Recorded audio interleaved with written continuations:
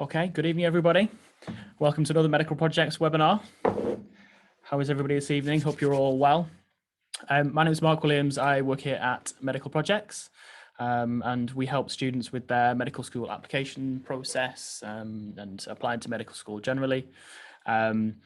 Tonight we're doing a webinar all about the UCAT. We're going to be covering all the UCAT basics tonight. So we're not going into anything that's kind of too advanced. We're just going to kind of keep it to the top level, kind of the top things you need to know for the UCAT. This is kind of the time of the year when a lot of students will be starting to think about the UCAT anyway, not necessarily doing lots of revision yet or preparing in any way, but you'll be kind of going through that process of trying to work out, what is the UCAT, when is the UCAT, when do I need to take it, when do I need to start revising, what sections are in it. So hopefully we'll just try and cover all of those kind of questions for you in the next kind of half an hour.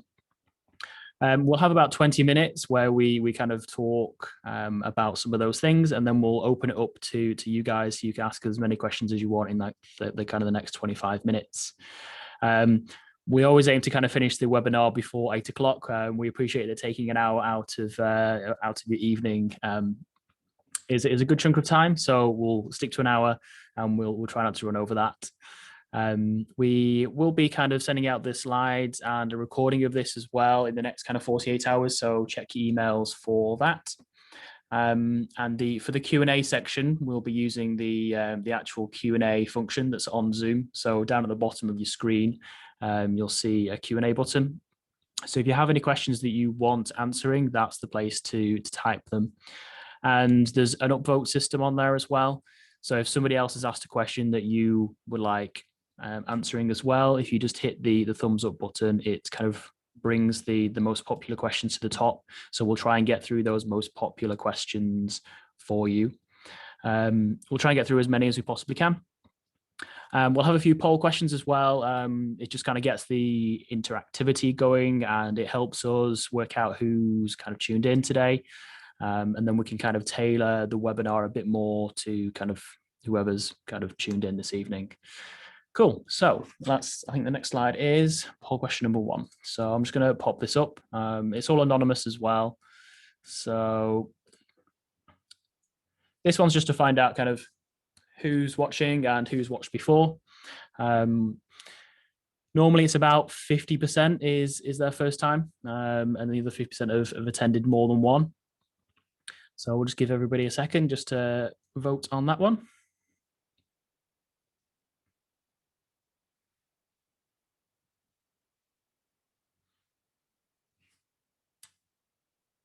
Cool. So most people look like they've managed to do that now. So I'll end that. I can share the results as well so you can see everything. It's all completely anonymous. But 33%, this is your first one. So welcome to all you guys. Really appreciate you kind of coming along. And the rest of you guys have all been here for more than one. So a good chunk of you, this is your second, which is awesome. And there's a big chunk that are on kind of 3, 4, and 5 as well. So huge welcome back for all you guys. And then we've got another poll question, which is kind of more about the UCAT. So I'll put that one up now as well. It's kind of where you're up to with your UCAT preparation. Again, this just helps us work out where we need to kind of take the webinar a little bit and where we need to kind of pitch it. So I can see a lot of you, like this is the first bit of preparation. Cool, that's great. A lot of people have just started researching, great as well. Some super prepared people, 8, 9% have already started UCAT revision. So you're way ahead of the game. So well done for you guys. But for you that haven't started your preparation, or if this is your first bit, like this is the perfect time to start. So you're not behind, you're bang on track. So that's great. And then third and final question.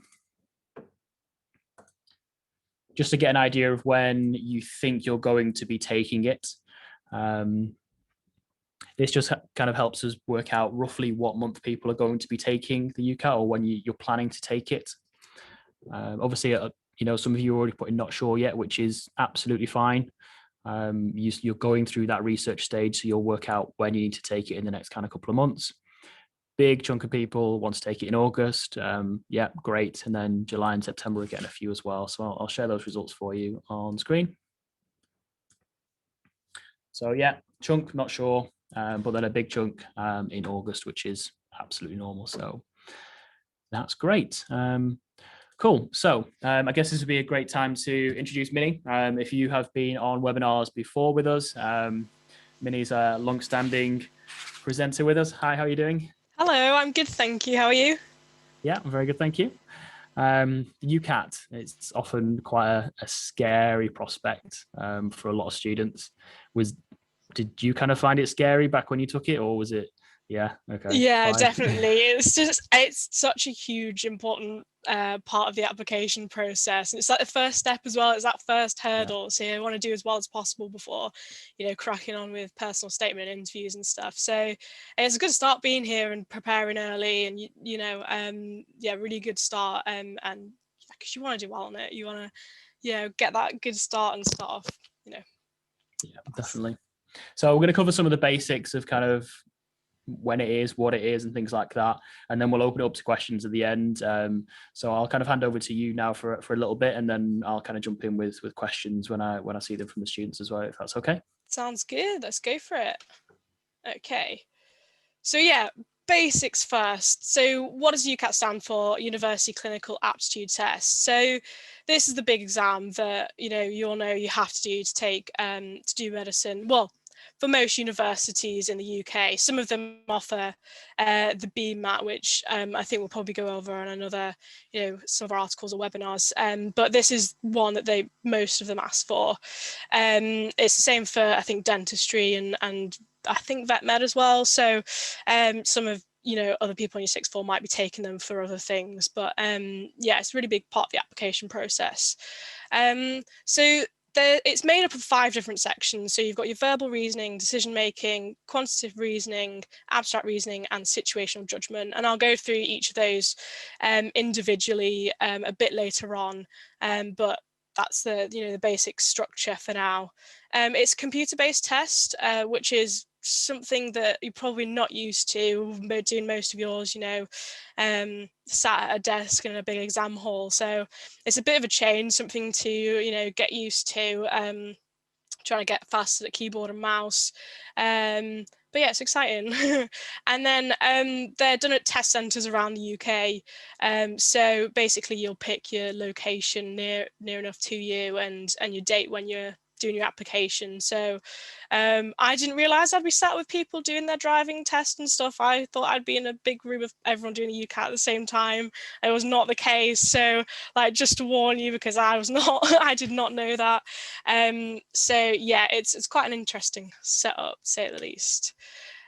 So yeah, here's the basic picture of what the UCAT's going to look like. So you start off with the verbal reasoning, which basically you'll get a sort of big chunk of text that you'll have to read, and then you answer sort of comprehension type questions based on what you've read. There's 44 questions and then 21 minutes to answer those questions, so you've not got a lot of time. So yeah, a big part of that one is just getting quick at reading and reading loads and being able to pick out really important bits of information. Then there's decision making. This is one section that they've changed in the past couple of years. So this isn't one I did, but I've read into it and looked at what it entails. So you've got 29 questions, 31 minutes to answer those, and they have about 6 types of questions that they'll ask in this section. So logic puzzles, interpreting information, recognizing assumptions, syllogisms, probabilistic reasoning, and Venn diagrams. And that one of the Venn diagrams I've shown you here on the screen.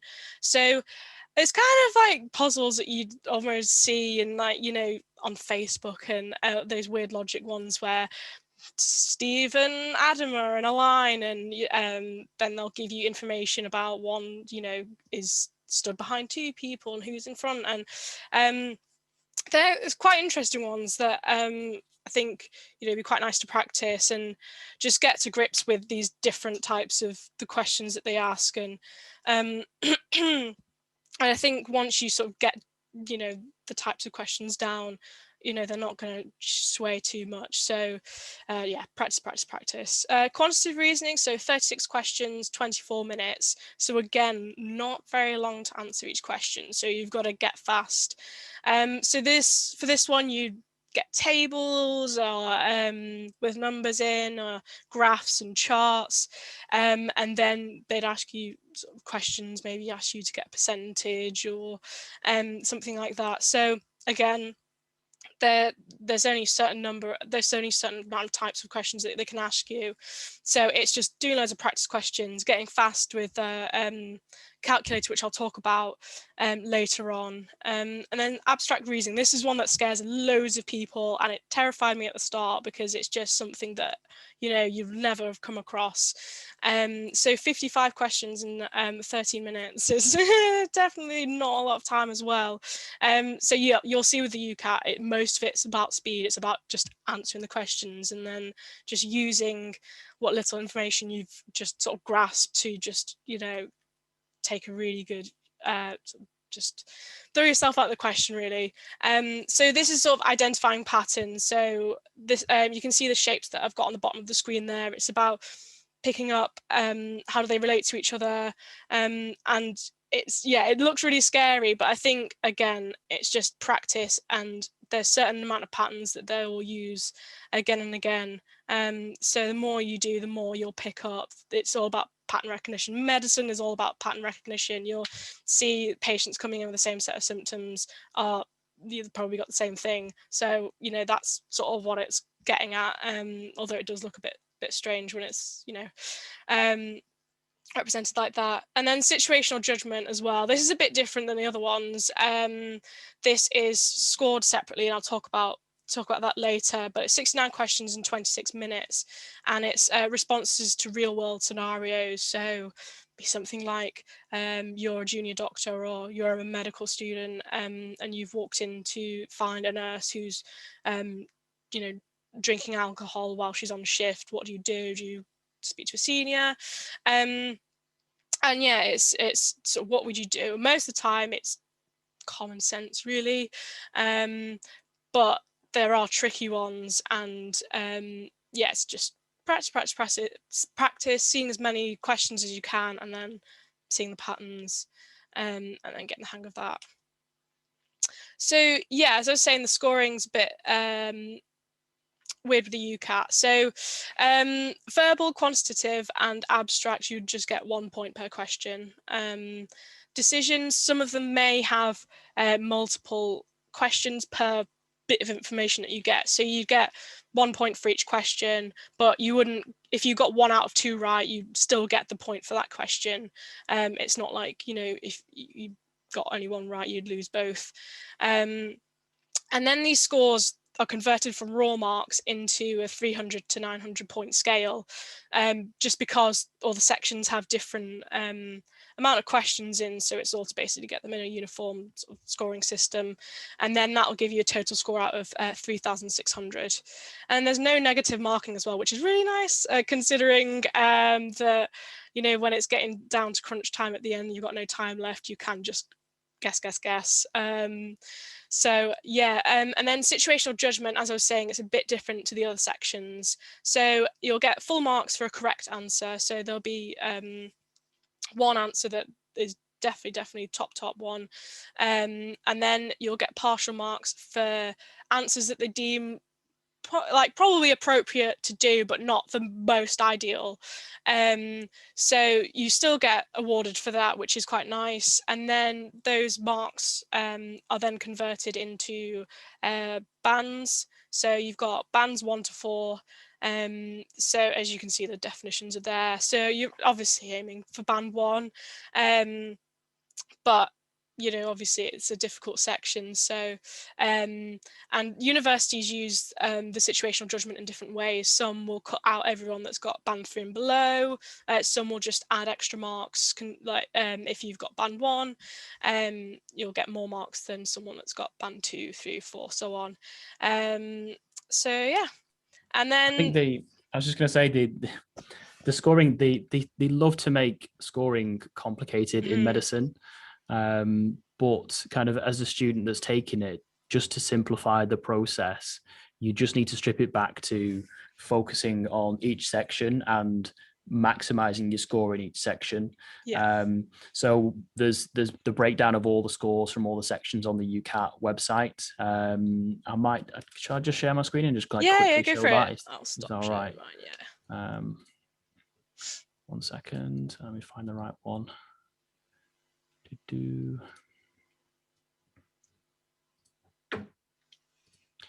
Because the scoring can be really complicated. Can you see that? Yeah, that's fine. Yeah. So these are the scores from the UCAT for the last kind of 4 years, and there is a 2020 version as well that came out a few months ago. So essentially what they do is they break each section down into this 3 to 900 scale mark. But you don't need to worry about that. You don't need to think about how they move those scores. When you're taking your practice test, you'll very quickly start to see, oh, my verbal reasoning was 450 or it was 560. And you'll get used to that concept of marking. You don't need to spend too long worrying about, oh, well, I got 1 mark here, which then gets translated and scaled up. Don't worry about that. Just worry about these individual marks that you get on your practice tests and the online question banks that you use, and then have a look at what you're kind of getting overall. And that's all you need to be kind of maximizing, really. Look at each section, maximize each score in each section. Don't worry too much about anything else.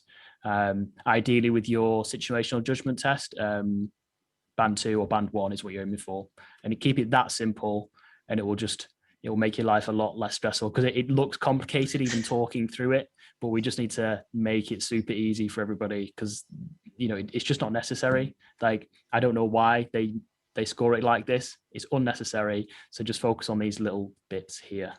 Okay. That's my bit about scoring. Go on. No, definitely very helpful. Should I get back to mine if I can find it? There we go. Yeah, so just some tips for test day. I know it's way off, but always worth thinking about, especially if your passport's out of date. Make sure you got. Actually, I think they allow you to have 6 months out of date now, but you try and get it in date if you can, or a driving license as well, just because they're very official at test centre. Like, everything's proper by the book, and they will just not let you take it if you don't have ID.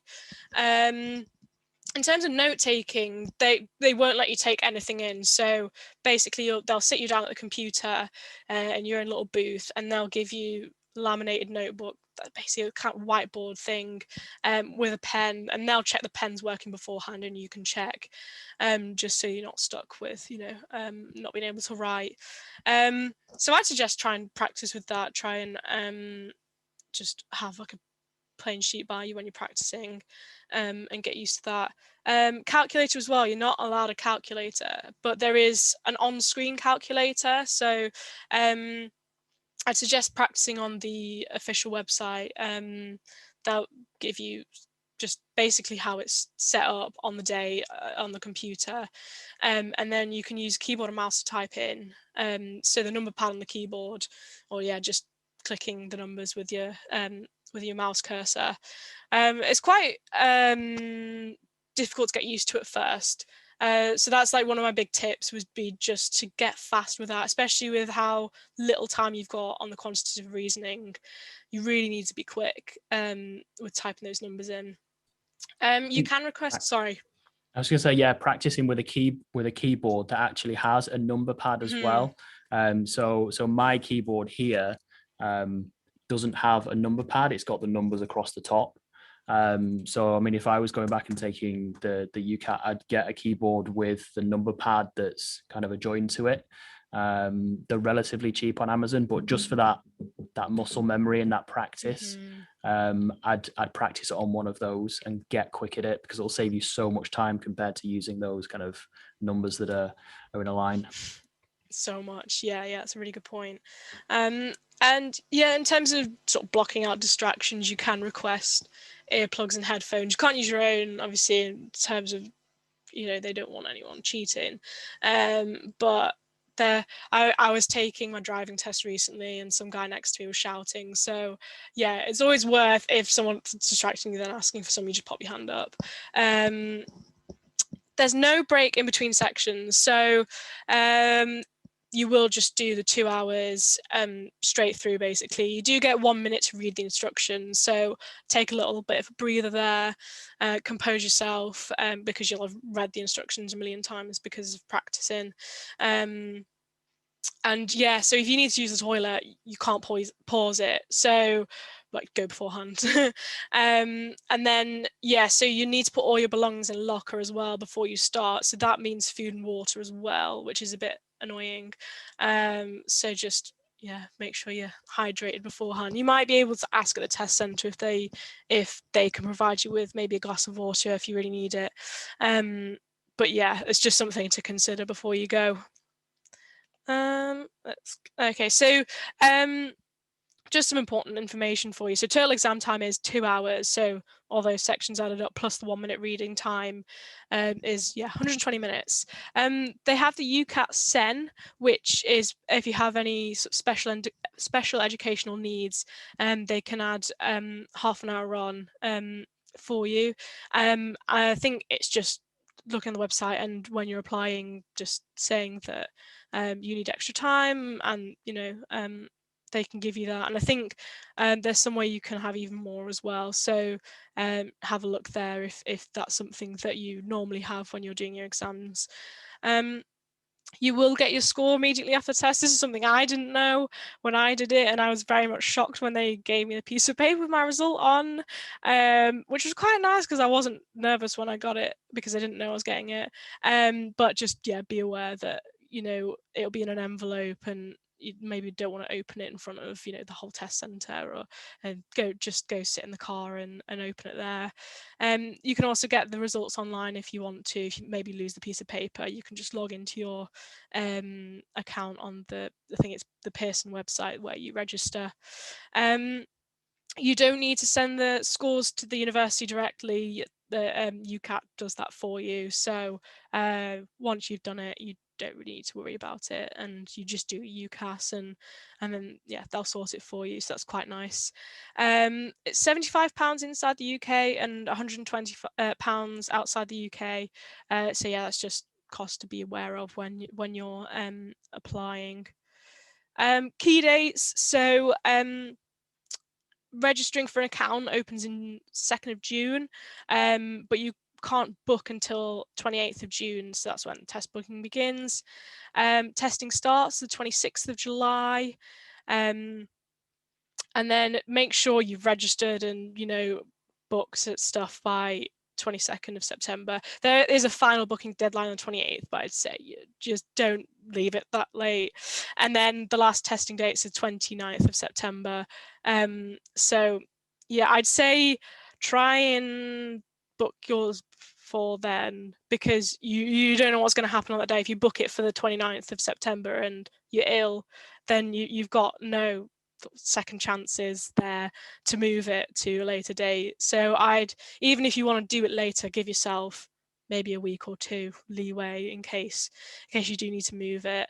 And then of course 15th of October is your big UCAS deadline. That's just there just to sort of picture in your mind what that time is like. So you've got a couple of weeks before you're sending off all your application forms. So you'll have to be thinking about, how do I prioritize, which unis am I applying to with my score? So you've only really got 2 weeks to think about that if you're doing it right at the end. Yeah, I think if there's going to be a kind of takeaway from this webinar, is just put those dates in your phone, in the calendar, especially kind of the test bookings open date. So make sure that the 28th is in your calendar. So, as soon as those open, you kind of get in there and book the slot that you want. Some of the slots do fill up as well. Now it's back at test centres as well. So a lot of you were looking at August dates. So make sure you book those nice and early, and then work your revision practice back from that date. Don't wait until July, August, and then try and book an August date, because sometimes they can be full, especially at your local test center and things. So put the 28th in your diary this evening, set an alarm a week before, a day before, and just make sure that you get it booked, you get it sorted, and then you can plan your practice and work towards that date. Definitely. Yeah, plan ahead. It's always good. Okay. Oh, why is this? Oh, because it's the last slide. I don't know if you wanted to talk about the courses and stuff, Mark. I mean, I was going to talk about some of the free resources that are out there anyway. The fact that everybody's here in April watching a webinar about the UCATs, awesome preparation anyway. I think we're going to be doing some kind of free UCAT clinics anyway, probably like half an hour, 45-minute sessions where we just go through like a specific type of question or a certain area of the test.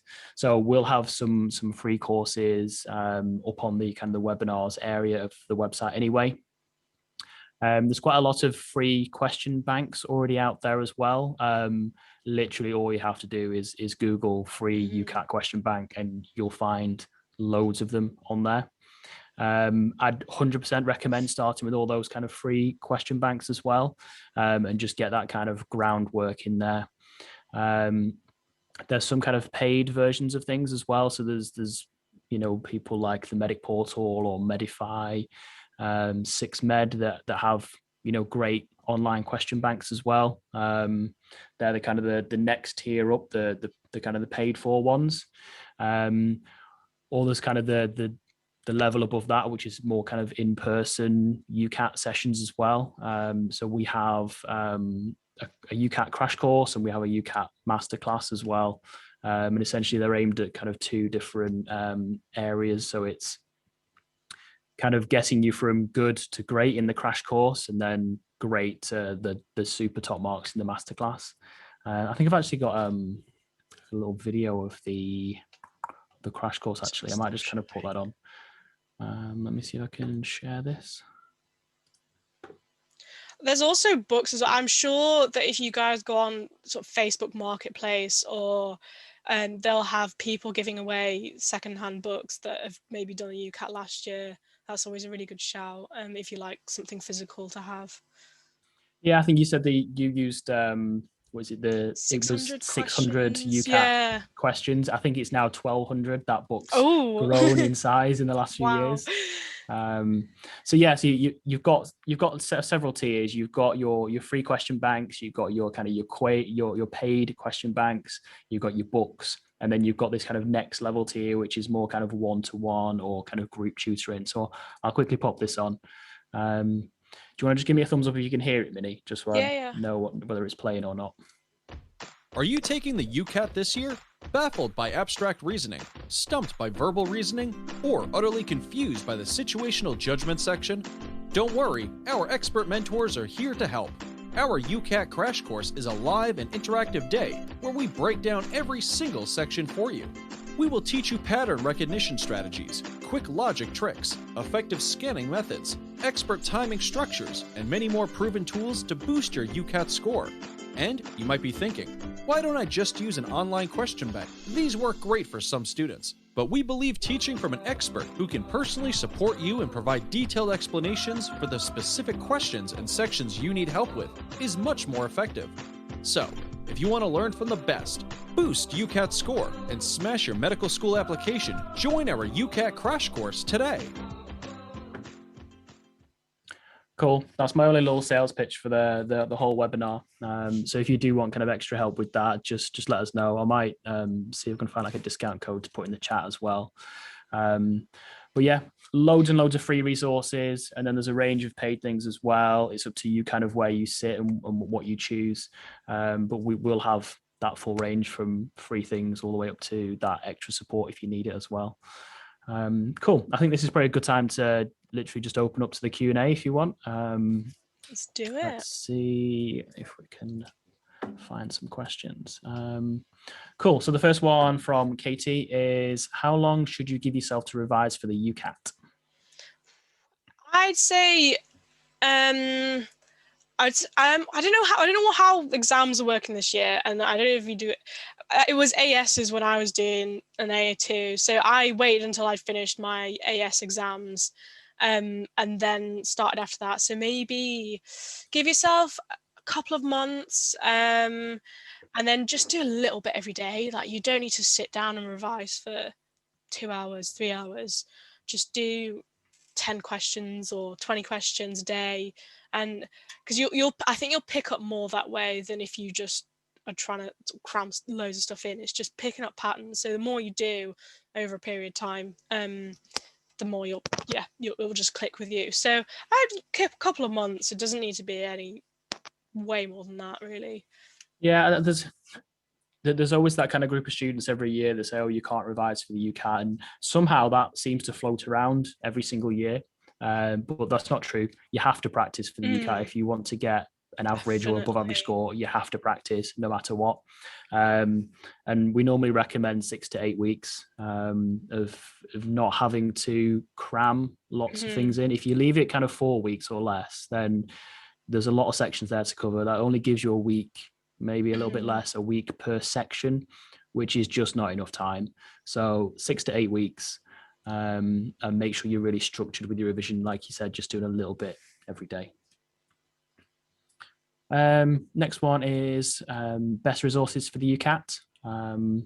So I'll try and find a link to the UCAT book that you mentioned. I'll find a link to the crash course as well. I'll pop them in the chat. I'll probably do that while you answer the next one if you want. Yeah. Let's see what the next one is. What's your one top tip for scoring highly in the UCAT? I'd say I think practicing with timing. I think practice with a timer on, because I think that's the one thing that's the tricky bit, is getting fast. So it's one thing sort of, being able to get the questions right, but it's being able to get the questions right in 20 seconds. So have your phone on, and if you sat down doing 20 questions, give yourself however long you'd have for that amount of questions, and just getting fast and practicing reading fast as well.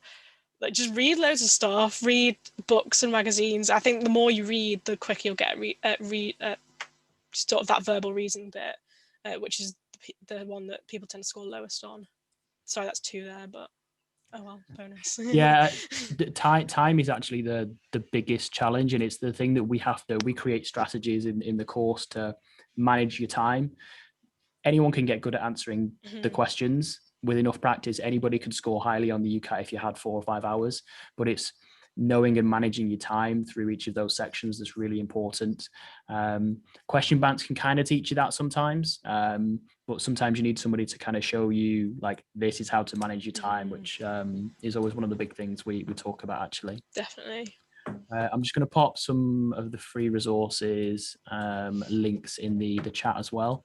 There's one called Past Medicine. Oh yeah, I still use that for actual medicine revision. Like, it's really good, and they tell you where your weak points are and stuff. So that's a really good one. I think they have like 6 months free, so that's a great one in there, and people literally use that. So you're using that at medical school. My partner, who's a doctor, she uses that she's now passing her IMT exams with that, so it's literally going to be there throughout your entire medicine career. So maybe start with that one. I will find the UCAT question book as well, and I'll put that in there. Yeah, it's 1,250 questions now. Missed Got out. bigger. I'll pop that in the chat as well. Make sure you copy and paste these links as well, by the way, because as soon as we close the Zoom down, you'll lose access to that. So make sure you copy these links and put them in your browser somewhere. And then that's the crash course one there as well. So yeah, good set of resources there for everyone to start with, at least. This is quite a good one. What's classed as a good score? Depends where you're applying to, I suppose, because I think some universities have put a lot more weight on it than others, and some just want you to meet the cutoff. So I'd say, you know, if you're hitting around average, then I think you're in a good spot really, but you've just got to pick and choose wisely where you're applying to. So, you know, you don't want to be applying to one with like a massive, I think Manchester puts a lot of weight on a score. So just prioritizing, you know, on what you get, if you know what I mean. Yeah, places like Newcastle as well. I mean, if you score less than like 720, you're gonna struggle apply. They just have a cutoff. So again, one of the things as part of this preparation that you're doing now, and when you come to picking your medical schools, is have a look at their UCAT scores that they want. That's really important. But you know your UCAT score before you start picking your medical schools, which is really useful. So just try and do as good as you can. If you want to know what the averages are, what the average has been for the last few years is about 680. Is it? It's gone up since I did it. 620 to 630 is an average score. If you're kind of getting 680 or above, then that's classed as a good score. So to answer that question with a number, which is difficult to do because it changes every year, aim for something above 680 for a really good score. But if you're getting 620, 640, 630, then you're going to be about right. You're going to be about average there. Next question. Is it better to sit the UCAT earlier or later in the UCAT season? I suppose it's whatever you feel comfortable with. And then I suppose, as I was saying before, don't leave it too late, because it's just risky with, you know, if you're not able to do it. I think you can, there's a certain amount of time, I think it might be 7 days, or that you can still actually move your test date. So if you don't feel ready, I don't know if I'm making that up. I think you can move it. So I think, yeah, doing it early, you give yourself leeway if you don't feel ready. So, and then if disaster strikes as well. Yeah, just don't aim to do it too late, because then you start clashing with going back to school or sixth form as well. Other things to think about. Just try and get it done in that July, August time, so then it doesn't clash with anything. You've not got to worry about going back to school and revising, because you'll have another ton of work from all your subjects once you go back. So get it done before you go back. That's really important. Next question. Let's have a quick look. Answered that one. Great. Which section on the UCAT would you say is most challenging? I would say, I think it changes. I think I found the abstract really hard at first because it was just so new, and it's just like, what is this? But the more you practice, it actually gets all right. I think verbal, I think people score the lowest on that by a long way. And it's one that you think will be fine. Yeah, it's comprehension, but it's actually really tough. You've got to read a lot in a short amount of time and then be able to answer these questions that are worded really weirdly sometimes. So I think practice that one, but I think it's quite, like, if you just practice skim reading things, then you'll be all right. Yeah, the verbal reasoning has historically always been the lowest scoring. But again, that's just because of the amount that you have to read, or the amount you're presented with versus the amount of time you have. It just takes a long time to practice for that. So, I mean, you know, you're here watching this webinar already. So if you're going to start using some of these free question banks, maybe just start on that and get quick at reading. Start learning about some of the scanning methods that you can do as well. There are techniques and strategies that we teach to help speed that process up, so you're not reading the whole chunk of text. So if you want to work on the weakest one, I'd start on that. And like you said, the abstract reasoning is the one that people fear to start with, but actually becomes one of the easiest. So yeah, most challenging is probably the verbal reasoning, even though you think it's going to be the easiest. So it's the opposite way around to what you think. Pay more attention to the verbal reasoning. Cool. There's a couple more questions about kind of how long should you revise or when should you start preparing. That's a really common question that's coming up. But I think we've kind of answered that. 6 to 8 weeks is a good solid amount. Should you practice from the beginning under time conditions, or should you familiarize yourself with questions first?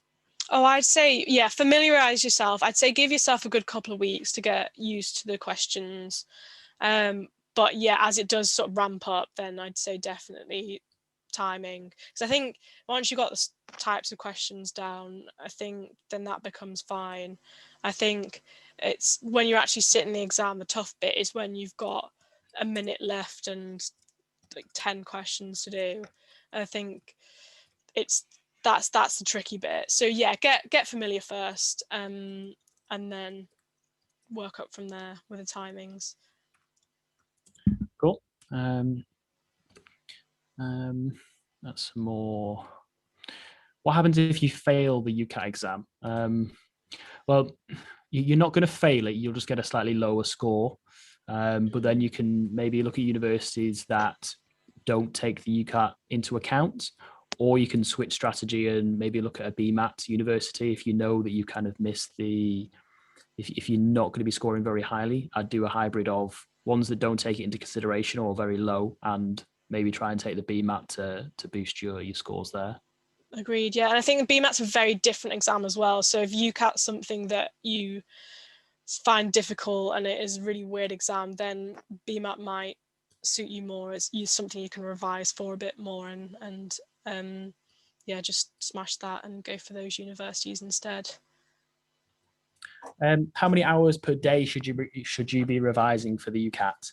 Again, I think this is quite a tricky one because it depends on what your style is. For me personally, I know that I can probably do an hour or two before my mind is just it just stops taking in information and there's just no point. Whereas other people can sit there for 8 hours and just like concentrate for that amount of time. What was your kind of average time per day? Yeah, I probably did an hour a day, because the thing is as well, you're not learning information. It's not like you can just sit there taking in information. You are really sort of concentrating and and like sort of challenging yourself. So it's an hour is quite a lot, and 2 hours really is a lot to be concentrating properly for that long. So yeah, I'd say an hour and then 2 maybe at most. It just depends on what you like as well. Like I'm quite sort of relaxed. I'll just do a bit every day about it. So yeah, give it a go. But I'd say an hour or 2 at most. Yeah, it's just being consistent as well. You know, if you can commit that hour every day, then your life's going to be easy. If you start missing it and then all of a sudden you need to do 3-4 hours at the weekend, you're going to hate that revision very quickly. Yeah. Just get into the routine of doing it. And then it's just an hour a day and you don't need to think about it. You don't need to worry about it and everything will go to plan. Exactly. We make it sound so easy, but they've all got to go and like do the work, haven't they? It's so easy just handing out the advice. Yeah. Just get 800, it's fine. Someone's asked if we have a webinar on the BMAT. Yes, we'll do one on the BMAT slightly later in the year. So yeah, we'll do that. Let's have a look. I'll scroll down and see if I can find some questions towards the bottom as well, because they'll be asked more recently. Couple of questions about what is UCAS. Do you want to just like super quickly explain what UCAS is? So UCAS, I forget what it actually stands for, but it's the big sort of company that oversees university applications, basically. So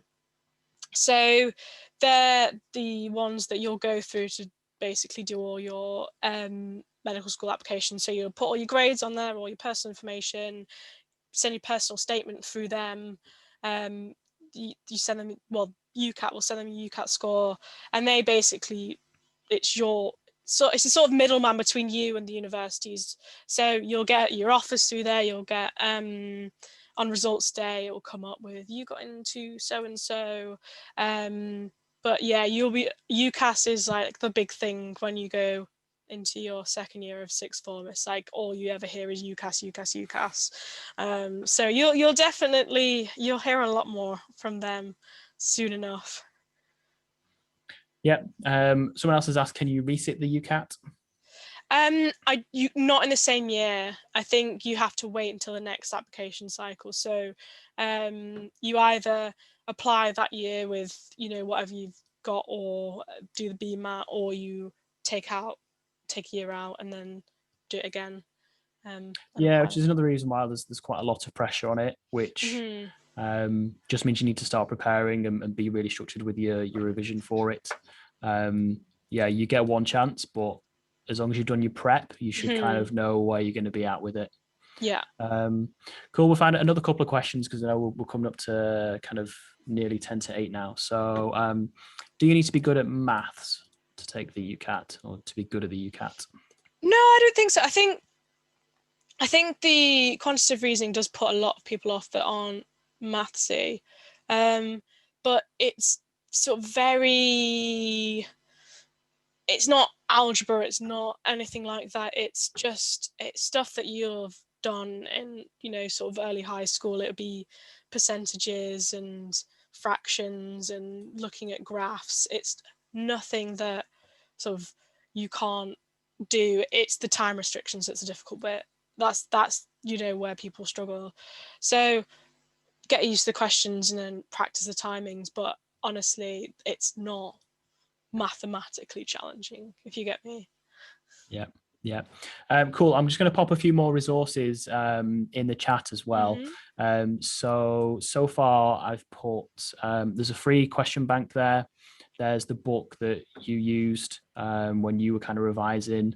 There's the crash course if anybody wants to read about our crash course and getting a bit more help with that. I'm going to put a discount code for the crash course as well. So if anybody wants to book the crash course, there's kind of 15% off there as well. Another thing that I'm going to put in there as well is the links to the scores for the last few years as well. There we go. And that's the 2020 dates as well. I'm just throwing all these resources at you. So copy and paste all these links. Keep them all on a separate browser or something. Someone's asking if I can post the question bank again. Yep, 1 second. Let me find that link. I think Kaplan as well have a couple of free full actual UCAT exams that are good. And I'd say if they're still there, save them for like maybe a week or two before, just see where you're at and where your strengths and weaknesses are. Or even if you do one at the start, after you've got used to the questions, and then do one near at the end when you've got used to the timings, and see what you need to work on for that last little bit. Yeah, definitely. But like we're at the start of April now. Everybody that's watching this is miles ahead. You're doing the right thing by kind of finding out and doing that research now. You've got some resources for a great book. You've got some resources for a free question bank. You've got resources if you want to join one of our kind of courses. You've got a discount code for that as well. That's going to be valid for the next kind of 24 hours or something. So everything is there to make a start with the UCAT, which is awesome. You're miles ahead of everybody else. You understand how to prepare for it now. You're still going to have to do a lot of work, but at least you're taking those steps now. So really pleased everyone can kind of join us tonight. There's still loads of questions in there, but we're just not going to get through the other 600 questions that came in.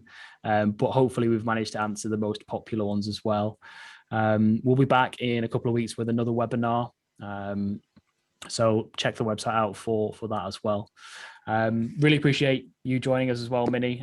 Thank you very much for coming to talk to us about that. I know you've got a surgical observation thing tomorrow morning to go to as well, haven't you? Yeah, early morning is always on surgery. So yeah, those surgeons love their early mornings. Love it. But yeah, thank you for having me, and good luck, everyone. You're starting early, so yeah, you'll do super well. Just keep practicing. All right, thanks, guys. Hope you enjoyed it. We'll see you in a few weeks. And yeah, start your UCAT preparation. You're on the right track. Well done, everybody. Got this. See you later. See ya.